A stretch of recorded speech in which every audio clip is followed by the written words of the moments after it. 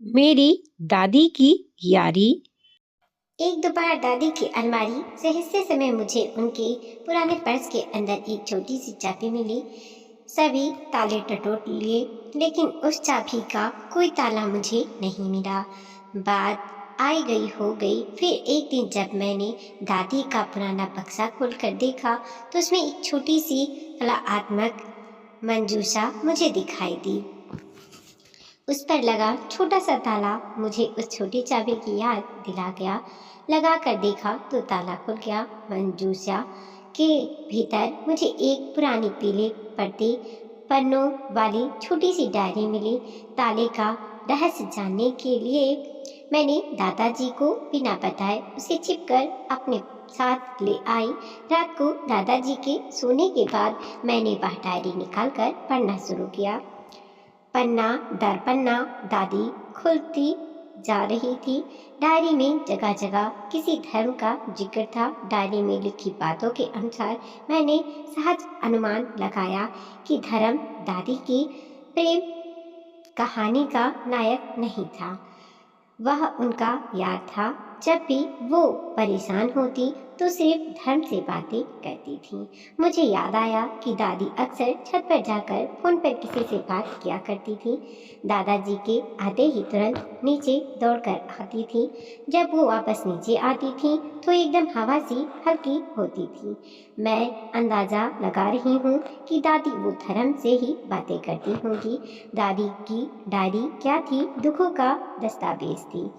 हर दम मुस्कुराती दादी अपनी हंसी के पीछे कितनी दर्द छुपाई थी, यह मुझे आज पता चल रहा था।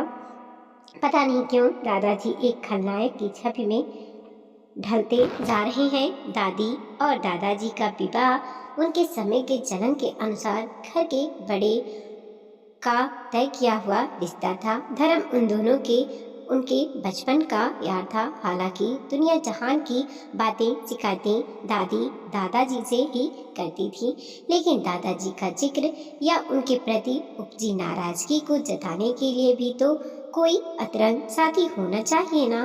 भावनाओं के मटके जहाँ छलकते थे वह पनघट था धर्म।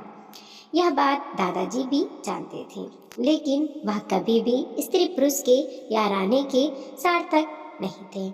धीरे धीरे प्यार को अधिकार ढकने लगा और धर्म दादाजी की आंखों में रत्ती सा अड़ने लगा। दादाजी के धर्म के साथ दादी जी की निकटता डरावनी लगी। खोने का डर उन्हें अपराध करने के लिए उकसाने लगा। उन्होंने अपने प्यार का वास्ता देकर दादी को उनके यार से दूर करने की साजिश की। दादाजी की खुशी और परिवार की सुख शांति बनाए रखने के लिए दादी ने धर्म से दूरियां बना ली। वो अब दादी के सामने धर्म का जिक्र दादाजी के सामने नहीं करती थी। दादाजी को लगा कि वो अपने षड्यंत्र में कामयाब हो गए, लेकिन वो दादी को धर्म से दूर कहाँ कर पाए। डायरी इस बात की गवाह है कि दादी अपने आखिरी समय तक धर्म से जुड़ी हुई थी, और मैं इस बात की गवाही पूरे होशो हवास में दे सकती हूँ कि दादी की जिंदगी धर्म को कलंक राहित यार का दर्जा दिलाने की आस में पूरी हो गई। आखिरी पन्ना पढ़कर डायरी बंद करने लगी तो पाया कि मेरा चेहरा आंसुओं से तर था। दादी ने अपनी अंतिम पंक्तियों में लिखा था, हमारे समाज में सिर्फ व्यक्ति ही नहीं बल्कि कुछ शब्द भी लैंगिक भेदभाव का दंश झेलते हैं। स्त्री और पुरुष के संदर्भ में उनकी परिभाषा अलग होती है। उन्हीं अभागों शब्दों में एक शब्द है यार। उसका सामान्य अर्थ बहुत जिगरी होने से लगाया जाता है, लेकिन जब यही शब्द कोई महिला किसी पुरुष के लिए इस्तेमाल करे तो उसके चरित्र की चादर पर काले धब्बे डाल दिए जाते हैं। पता नहीं दादी द्वारा लिखा गया यही पन्ना आखिरी था, या इसके बाद दादी का कभी डायरी लिखने का मन ही नहीं हुआ, क्योंकि दादी ने किसी भी पन्ने पर कोई तारीख अंकित नहीं की थी। लेकिन इतना तो तय था कि दादी के याराने को न्याय नहीं मिला। काश कोई जिंदगी में यार की अहमियत समझ सकता। काश समाज याराने को स्त्री पुरुष की सीमाओं से बाहर स्वीकार कर पाता। दादी के न रहने पर दादाजी एकदम से चुप हो गए थे। कितने ही दिन तो घर से बाहर ही नहीं निकले। सीमा आंटी के आने पर जरूर उनका अबोला टूटता था। सीमा आंटी भी उन्हें अकेलेपन के खोल से बाहर लाने की पूरी कोशिश कर रही थी। कोशिश थी, आखिर तो कामयाब होनी ही थी। दादाजी फिर से हंसने बोलने लगे।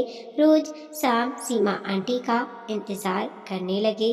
जब भी कभी परेशान या दादी की याद में उदास होते, सबसे पहला फोन सीमा आंटी को ही जाता। आंटी भी अपनी सारी जरूरी काम छोड़कर उनका फोन अटेंड करती। मैं कई बार देखती कि जब दादाजी बोल रहे होते तब आंटी चुपचाप उन्हें सुनती। ना वो अपनी तरफ से कोई सलाह देती और ना ही कभी किसी का काम में दादाजी की गलती निकालकर उन्हें कटघरे में खड़ा करती। क्या वो दादाजी की याद थी? सीमा आंटी दादाजी के लिए उस दीवार जैसी हो गई थी जिसके सहारे इंसान अपनी पीठ टिकाकर बैठ जाता है और मौन आंसू बहाकर अपना दिल भी हल्का कर लेता है, यह जानते हुए कि यह दीवार उसकी किसी भी मुश्किल का हल नहीं है। लेकिन हाँ, दुखी होने पर रोने के लिए हर समय हाजिर जरूर है। दादी को गए साल होने को आया। 2 दिनों बाद उनकी बरसी है। दादाजी पूरी श्राद्ध के साथ आयोजन में जुटे हैं। सीमा आंटी उनकी हर संभव सहायता कर रही हैं। मेरे मम्मी पापा भी आ चुके हैं। घर में एक उदासी सी तारी है। लग रहा है जैसे दादाजी के भीतर कोई मंथन चल रहा है। मिनी, आज शाम मेरा एक दोस्त धर्म आने वाला है, दादाजी ने कहा। सुनते ही मैं चौंक गई। धर्म यानी दादी का यार। तो क्या दादाजी सब जान गए? क्या दादी की डायरी उनके हाथ लग गई? मैंने लपक कर अपनी अलमारी संभाली। दादी की डायरी तो जैस की तैस रखी थी। धर्म अंकल के आने का कारण मेरी समझ में नहीं आ रहा था। मैंने तो लेने के लिए दादाजी को टटोला। धर्म अंकल कौन है? पहले तो कभी नहीं आए हमारे घर, मैंने पूछा। धर्म तेरी दादी का जिगरी था। वाह बेचारा, इस रिश्ते को मान्यता दिलाने के लिए जिंदगी भर संघर्ष करती रही, लेकिन मैंने कभी स्वीकार नहीं किया। आज जब अपने मन के पेच खोलने के लिए किसी चाबी की जरूरत महसूस करता हूँ तो उसका दर्द समझ में आता है। दादाजी की आंखों में आंसू थे।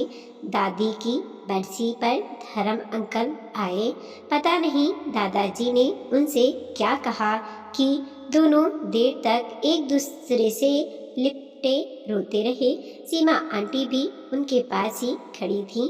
थोड़ी सहज हुए दादाजी ने सीमा आंटी की तरफ इशारा करते हुए धर्म अंकल से उनका परिचय करवाया। ये सीमा है हमारी पड़ोसन, मेरी यार। और तीनों मुस्कुरा उठे। मैं भी खुश थी। आज दादी के यारानों को मान्यता मिल गई थी। वीडियो को लाइक कीजिए, कमेंट कीजिए और अपने दोस्तों के साथ ज़रूर शेयर कीजिए।